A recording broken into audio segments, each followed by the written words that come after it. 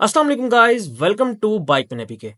आज की जो हमारी वीडियो है वो बहुत ही स्पेशल है आप सबके लिए, क्योंकि आज की वीडियो के अंदर मैं आप सबको बताऊंगा YBZ के बारे में और होंडा 125 के बारे में। आज का हमारा कंपैरिजन है YBZ और होंडा 125 के दरमियान, और इस कंपैरिजन के अंदर हम देखेंगे दोनों की स्पेक्स, दोनों के फीचर्स, दोनों के अंदर आपको क्या क्या डिफरेंसेस मिल रहे हैं, प्राइस का कितना डिफरेंस है ये भी हम देखेंगे, और दोनों में से आपके लिए कौन सा बेहतर रहेगा। तो बिना वेस्ट किए अपनी वीडियो को स्टार्ट कर लेते हैं। सो गाइस, सबसे पहले हम शुरू करेंगे डिज़ाइन के साथ, और हमारे सामने जो पहला मोटरसाइकिल है वो है YBZ। तो YBZ का डिज़ाइन आपके सामने है। इसका जो डिज़ाइन है ये कम्प्लीटली क्लासिक डिज़ाइन आपको मिल जाता है। गोल लाइट है, आपको सामने मिल जाएगी इसकी गोल लाइट, और उसके अलावा इसकी सीट आप देखें तो सीट आपको इसकी स्ट्रेट मिल जाती है, टैंक भी इसका स्ट्रेट है। तो फैमिली के लिए ये एक तरह से अच्छा डिज़ाइन है।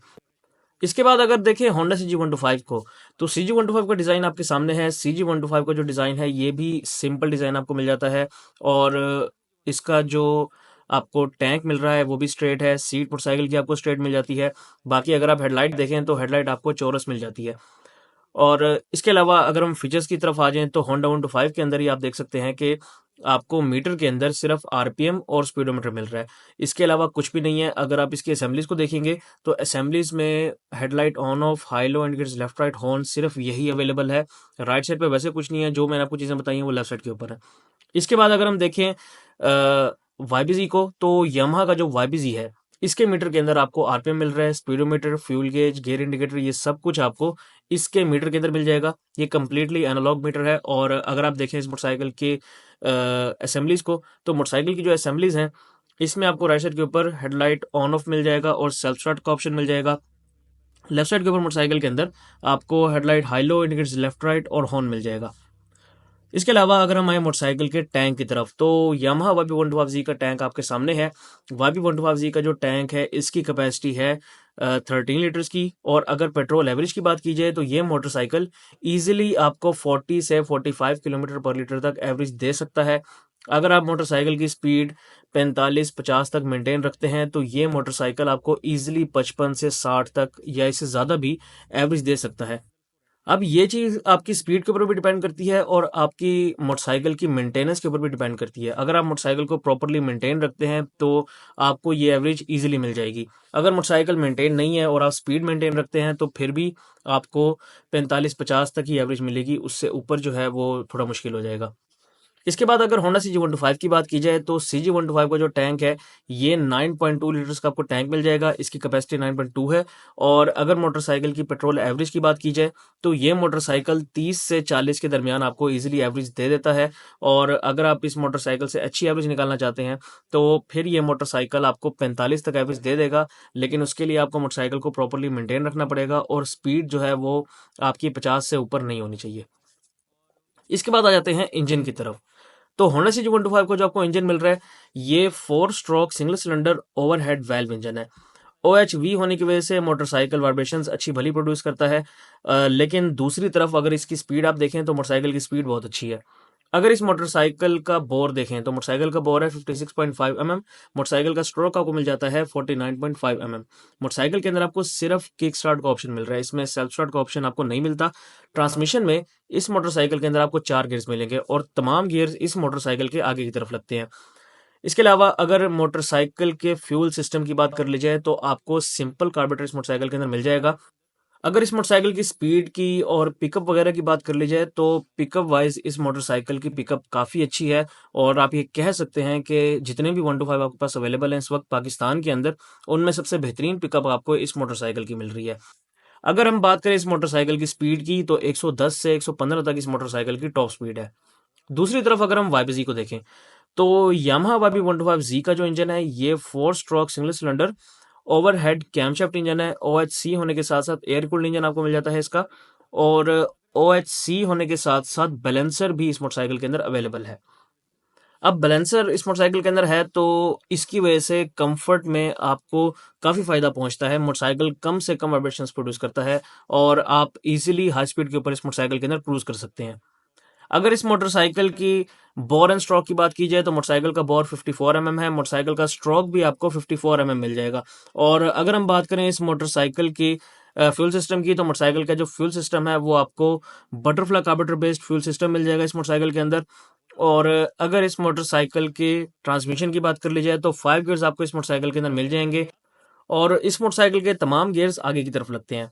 अगर हम बात करें इस मोटरसाइकिल के डिस्प्लेसमेंट की, तो 124 क्यूबिक सेंटीमीटर डिस्प्लेसमेंट आपको मिल जाएगी इस मोटरसाइकिल के अंदर। कंप्रेशन रेशो है 10.0:1।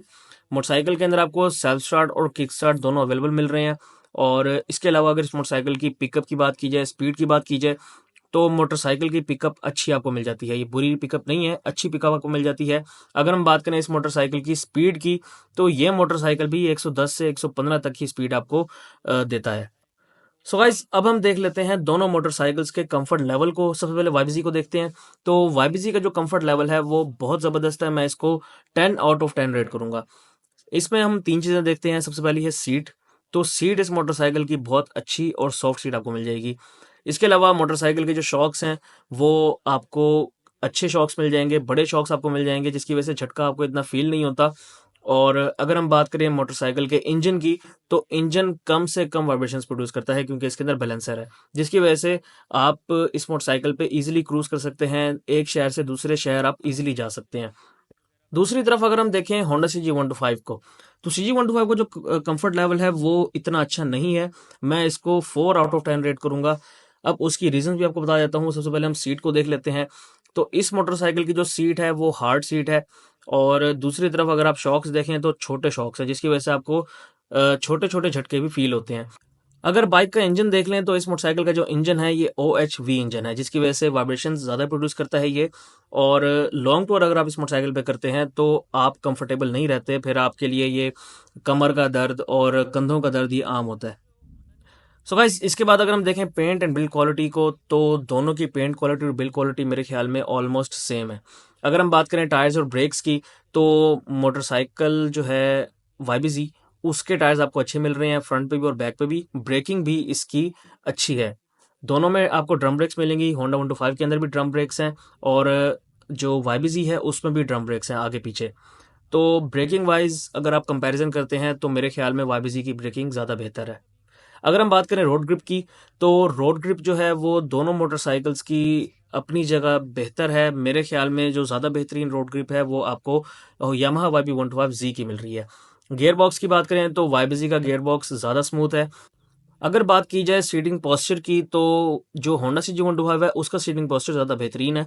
अगर बात की जाए पार्ट्स अवेलेबिलिटी और पार्ट्स की कॉस्ट की, तो YB125Z के जो पार्ट्स हैं वो भी अवेलेबल हैं, होंडा 125 के पार्ट्स भी आपको अवेलेबल मिलते हैं। लेकिन अगर आप छोटे छोटे शहरों की बात करें तो आपको होंडा 125 के पार्ट्स ज़्यादा इजीली अवेलेबल मिल जाएंगे। और पार्ट्स की कॉस्ट की बात की जाए तो आपको होंडा 125 के पार्ट्स सस्ते मिल रहे हैं और YBZ के पार्ट्स महंगे हैं।